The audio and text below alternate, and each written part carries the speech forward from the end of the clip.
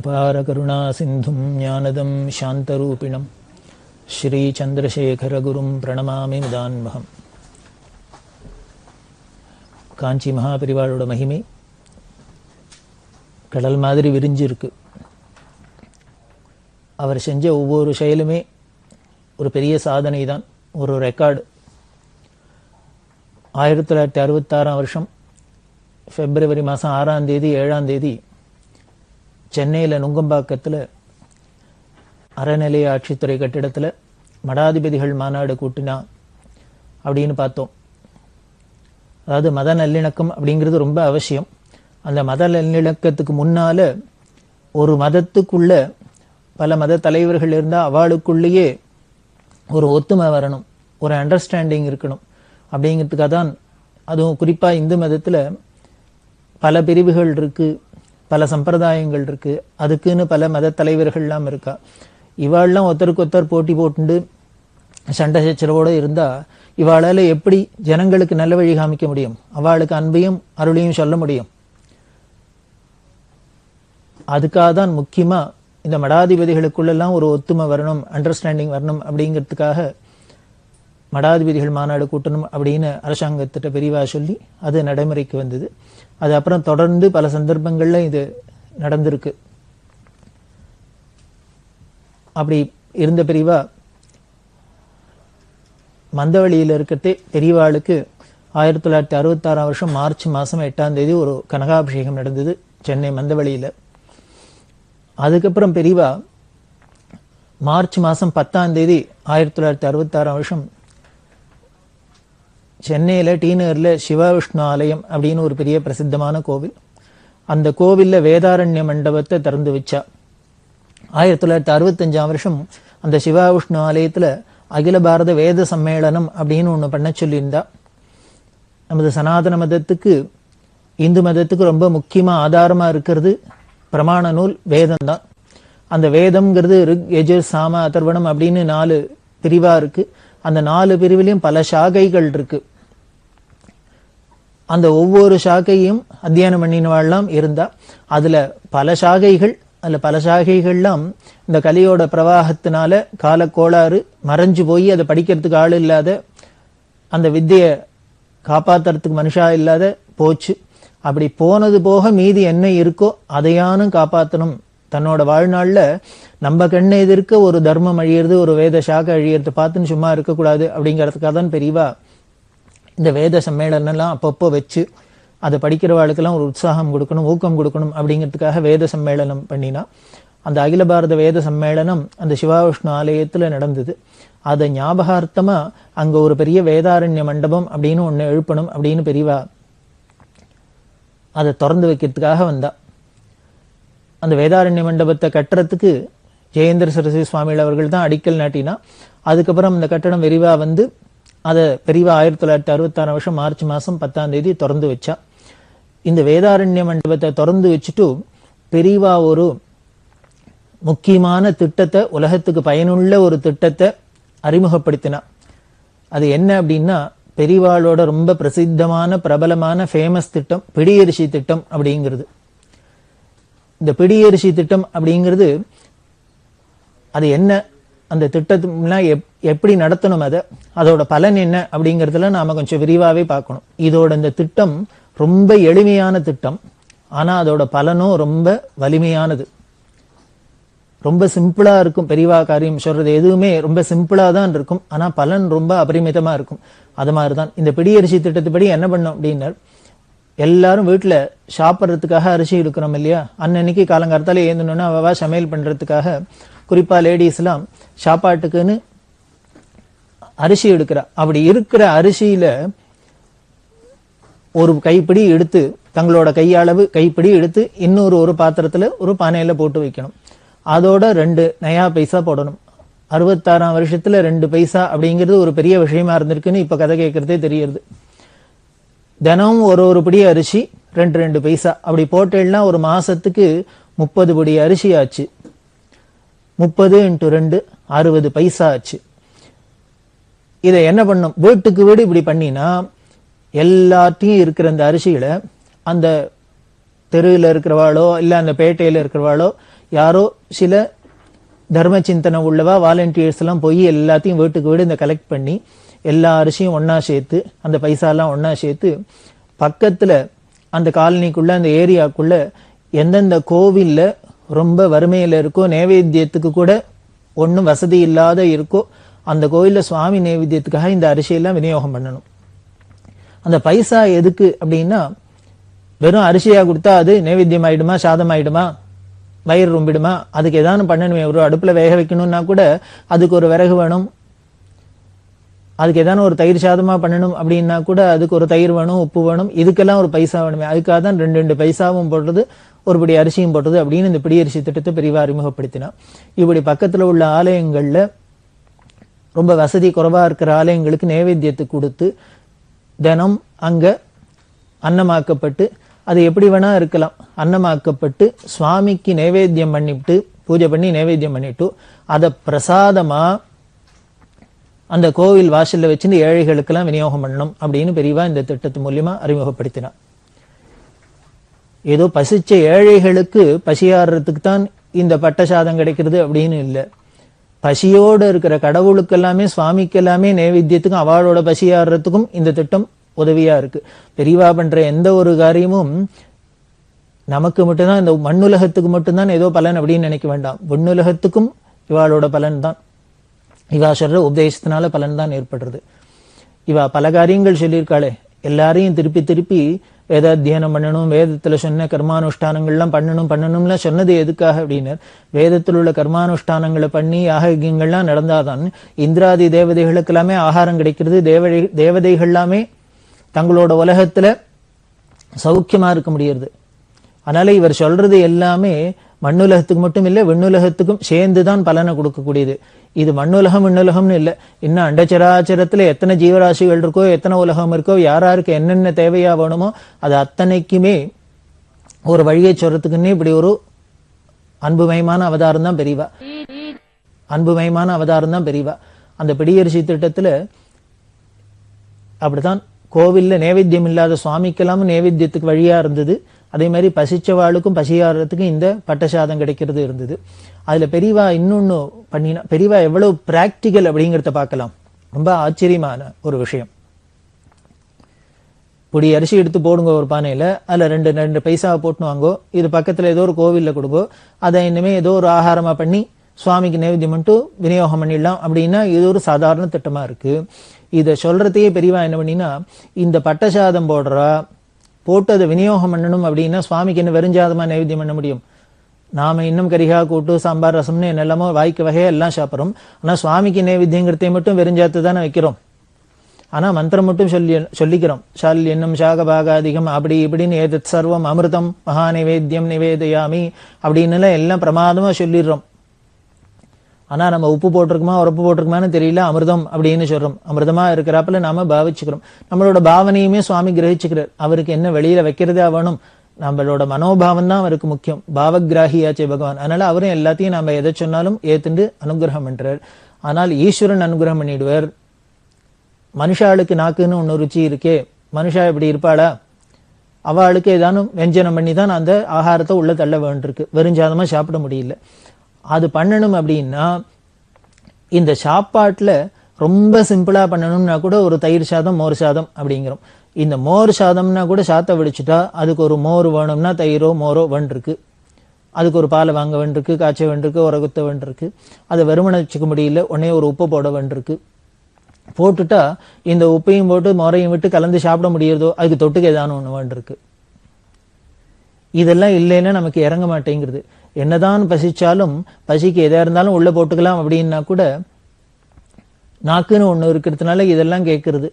இத மாதிரி ஏதானும் பண்ணணும் அப்படின்னா அதை ஒரு தயிர் சாதமாவோ எலும்பிச்சம்பழ சாதமாவோ புளி சாதமாவோ ஒரு மிளகு பிடி சாதமாவோ இது மாதிரி ஏதானும் ஒண்ணு பண்ணணும்னா அதுக்கு மேல் சாமான்லாம் வாங்கணும்.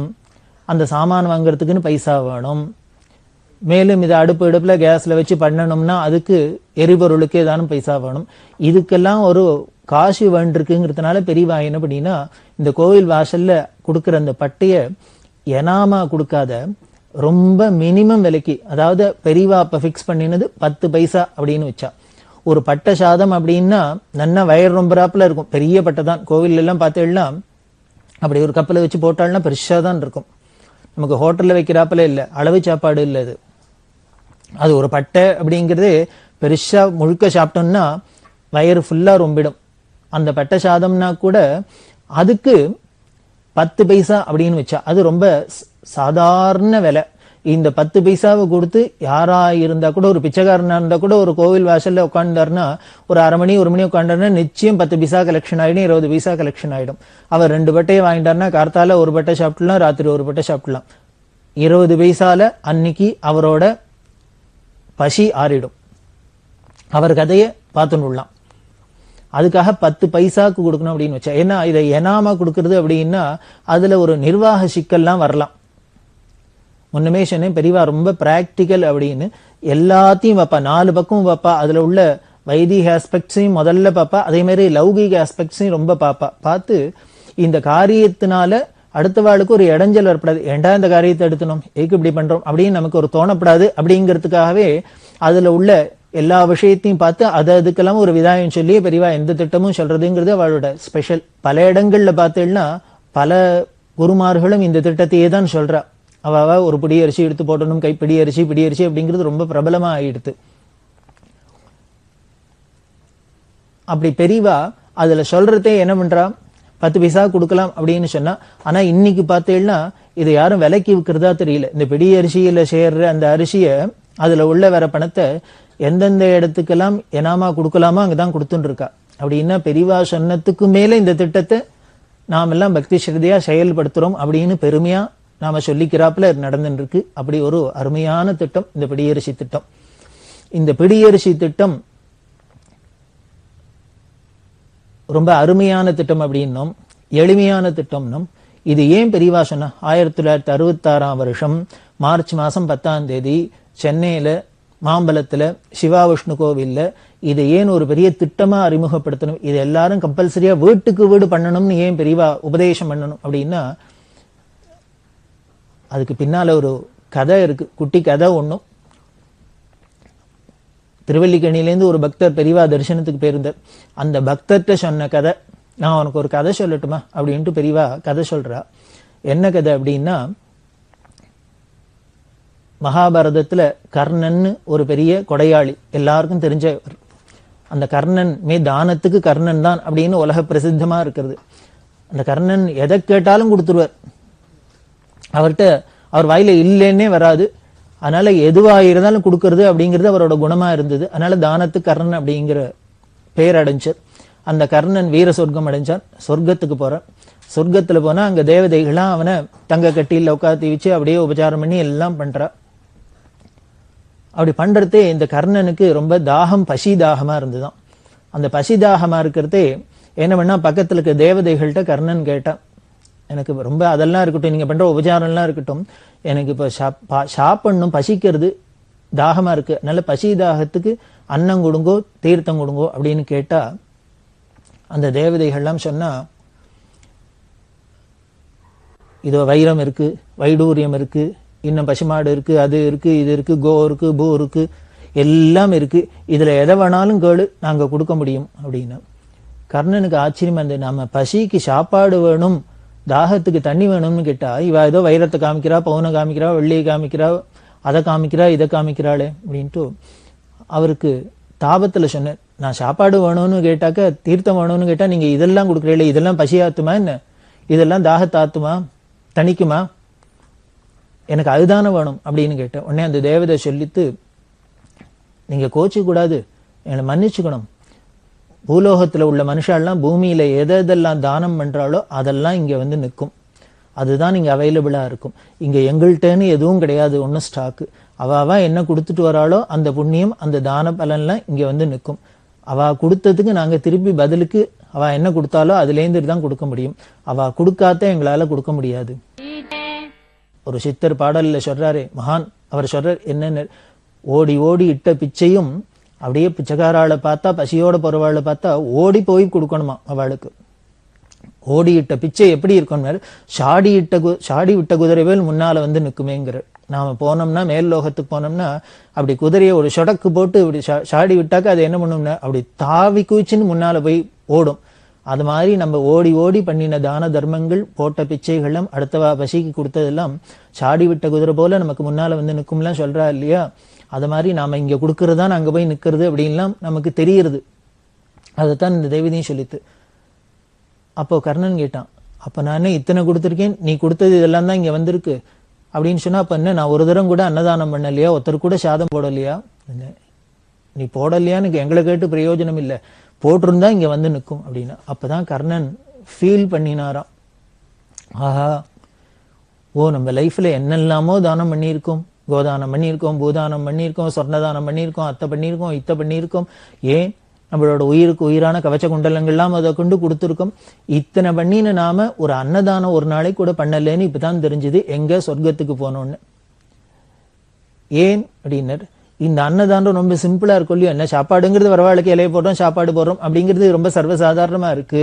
மற்ற தானங்கள் மாதிரி இது பிரமாதமா ஒரு சங்கல்பம் பண்ணிட்டு இனிமே தாம்பூலத்துல வச்சு அத்தை பண்ணி இத்த பண்ணி எல்லாம் இருந்ததுன்னால் இது நமக்கு ஒண்ணு பெருசா தோணி இருக்குமோ என்னமோ. எப்பொழுதுமே எந்த ஒரு காரியமும் ரொம்ப சிம்பிளா இருந்தா அதோட வலிமை நமக்கு தெரியாது, அதோட அருமை நமக்கு தெரியாது. அதை போல இந்த அன்னதானம்ங்கிறது யாரும் வந்தாலும் இலையை போடுறது, சாப்பாடு போடுறதுங்கிறது நமக்கு சாதாரண ஒரு பழக்கமா இருக்கிறதுனால இது ஒரு பெரிய அன்னதானத்தோட விசேஷம் தெரியாத போயிடுத்து. இது நமக்கு மட்டும் போல இல்லை, தானத்துல சிறந்த கர்ணனுக்கும் கூட அதோட பெருமை தெரியல போல இருக்கு. அதாவது பெருமை தெரிஞ்சிருந்தா கூட சீரியஸா எடுத்துக்கல போல இருக்கு. அவர் அன்னதானம் பண்ணல, அதனால நீ அன்னதானம் இத்தனை தானம் பண்ணினவன் அன்னதானம் பண்ணல, அதுதான் இங்க வரல, அதனால இங்க பசிக்கு எங்களால உனக்கு சாப்பாடு கொடுக்க முடியல அப்படின்னு அந்த தேவதை சொன்னா கர்ணன் ரொம்ப ஃபீல் பண்ணினாராம்.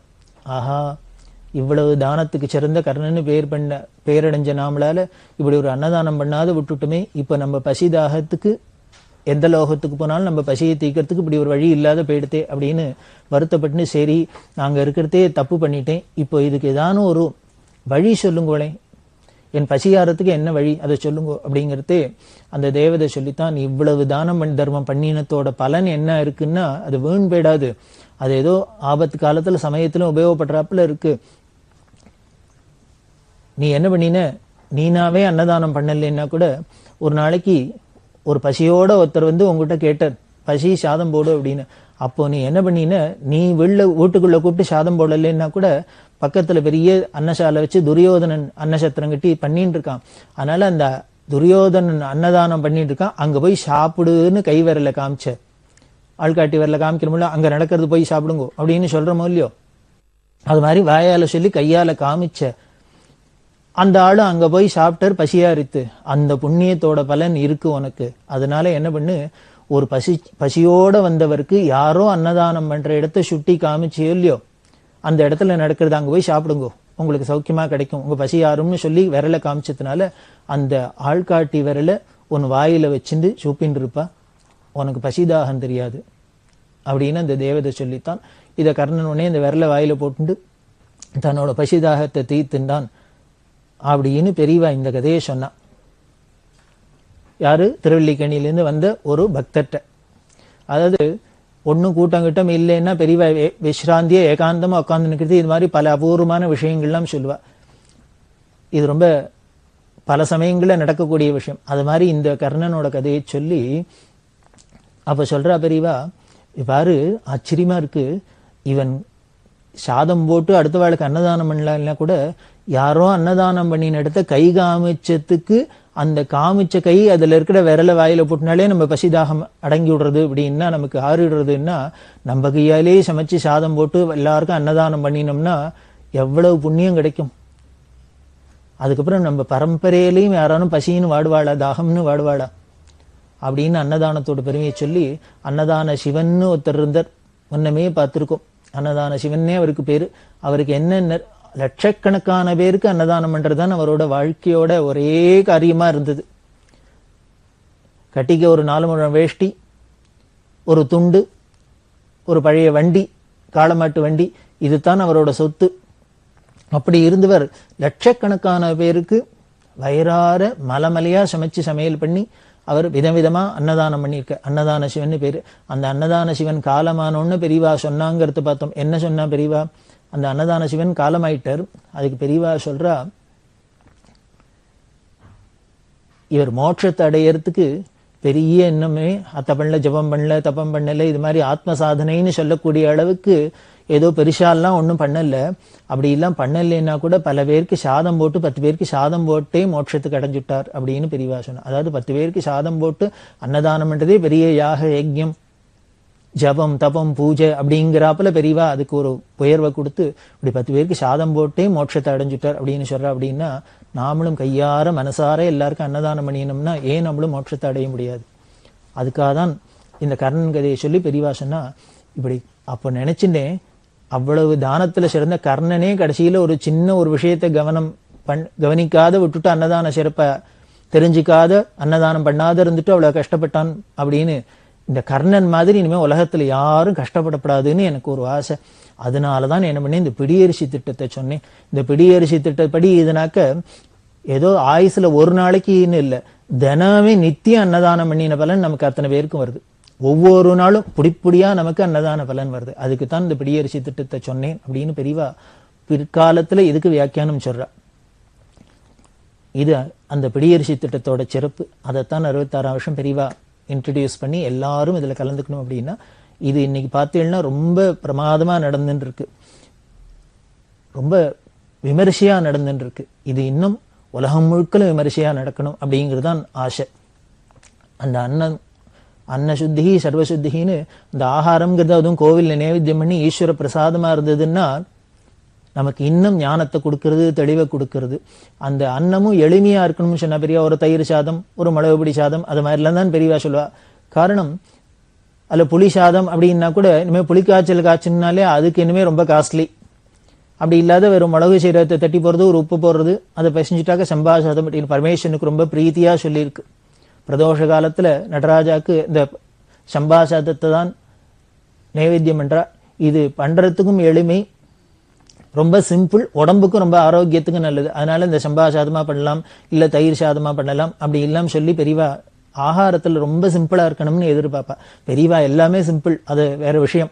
இருந்தா கூட இந்த ஆகாரத்துல ரொம்ப எளிமையா இருப்பா. ஒருத்தர் வந்தார், அவர்கிட்ட பெரியவா பேசி நிற்கிறதே சொன்னா, சரி உன் சம்சாரம் ஊர்ல இல்லைன்னா ஆத்துல இல்லைன்னா நீ என்ன பண்ணுவேன், நீ உனக்கு சமைக்க தெரியுமோன்னார். எனக்கு சமைக்கலாம் தெரியாது, இருந்தாலும் நான் இப்ப கத்துனுட்டேன் அப்படின்னு. அப்படியா, என்னெல்லாம் பண்ணுவேன் அப்படின்னு. எனக்கு வேற ஒன்றும் பண்ண தெரியாது, அவ ஏதாவது பருப்படி பண்ணி வச்சுட்டு போவோம், நான் ஒரு சாத்தை வடிச்சுப்பேன், தயிர் இருக்கும் அப்படின்னு. இதை எப்படி சாப்பிடு அப்படின்னு, பருப்பொடியை போட்டு பிசைஞ்சுன்னு தயிரை தொட்டுன்னு சாப்பிடுவேன், அப்புறம் தயிரை போட்டு பிசைஞ்சுன்னு பருப்பொடியை தொட்டுன்னு சாப்பிடுவேன் அப்படின்னு. இதுக்கு ஒரே விழுந்து விழுந்து பெரியவாளுக்கு சந்தோஷமா சிரிச்சு, இவ்வாறு நானே சிம்பிளா சாப்பிடணுங்கிறேன், இவன் அதை விட சிம்பிளா சொல்றான். ஒரு சாதம் வடிச்சா போறோம், ஒரு தயிர் இருந்தா போறோம், ஒரு பருப்பொடி இருந்தா போறோம், பருப்பொடியை பிசைஞ்சு தயிரை தொட்டுன்னு சாப்பிட்டுருவோம்னா, உடனே தயிரை போட்டு பிசைஞ்சுன்னு பருப்பொடியை போட்டுன்னு சாப்பிட்டுருவோம்னா. ரொம்ப சிம்பிளா இருக்குடா, ரொம்ப எளிமையா இருக்கு, இது மாதிரி எல்லாரும் பிராக்டிஸ் பண்ணிக்கலாம் அப்படின்னு பெரியவா சந்தோஷப்படுறா.